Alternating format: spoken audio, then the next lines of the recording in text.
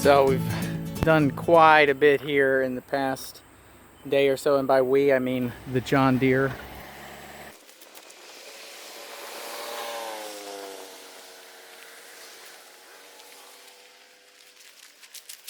Temporary service goes probably right about where the bucket of the tractor is.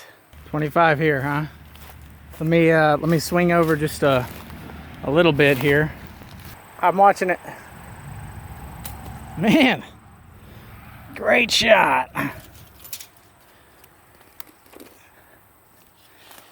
75. That's 100 right there. That's 100 right here.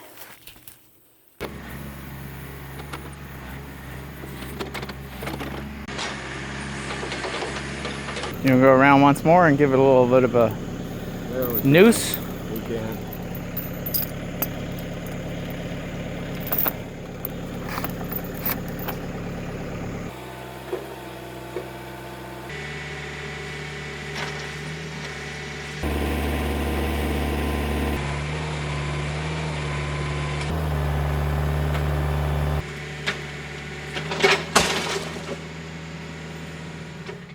I used a salvage meter base and riser pole to assemble a portion of the temporary service while the pole was still on the ground.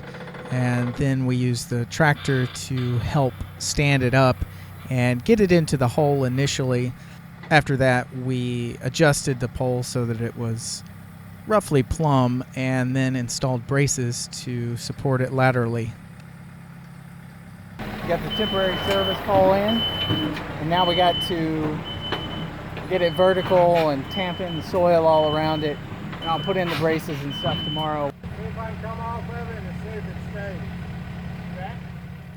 After I had the pole in place, I wired up the breaker panel as well as a couple receptacles.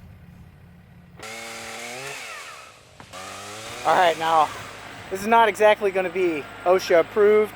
I do have on my harness, but we got a little bucket there on the forks of the truck.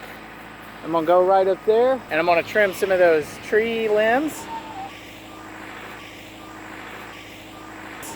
so that way this pole up here, we can get a transformer on it and run it to kind of as close as we can get it to the house. Duke says 100 feet, so that's 100 feet away from this main pole.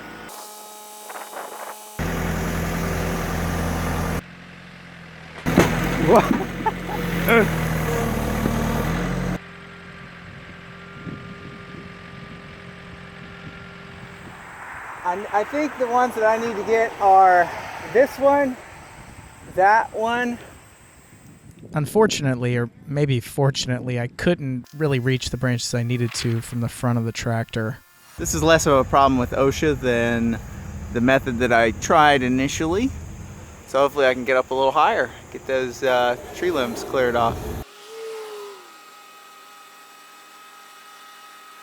Man, now talk about having the right tool for the job. This right here, this is the way to get at these branches. Now, I am up power line level, so I gotta kind of watch out for that. But Mr. Roger down there, wave at the camera. Mr. Rogers, the man with the tools for the job. This is great. All right, let's get after it.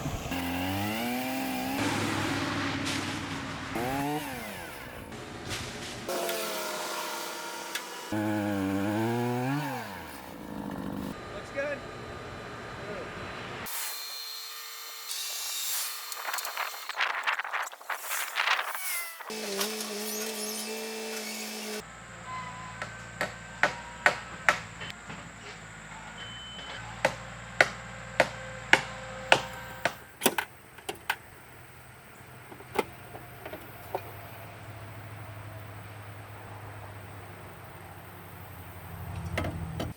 So it passed. We're flying colors. All right.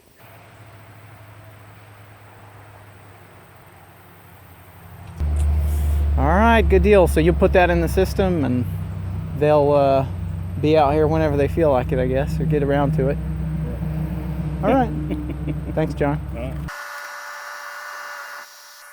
In case you're not familiar with overhead electrical service, This circuit is pretty much like you would have in your house. It's single-phase service. That's why there's only one top wire. Sometimes you'll see three, that's three-phase.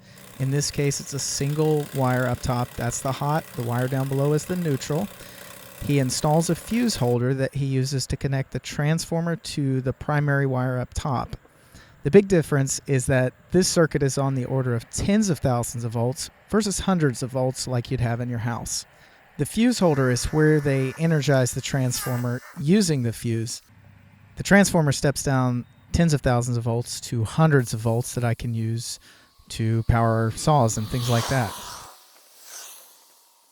The last thing they do is they install a fuse, and they do that with a hot stick. They hang it right in that fuse holder, and then they flip it up to energize the transformer and thereby my meter base and my circuits that I want to use.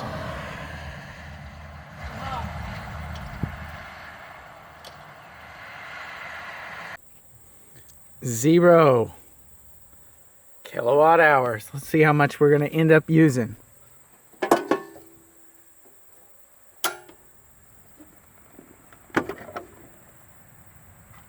Aha.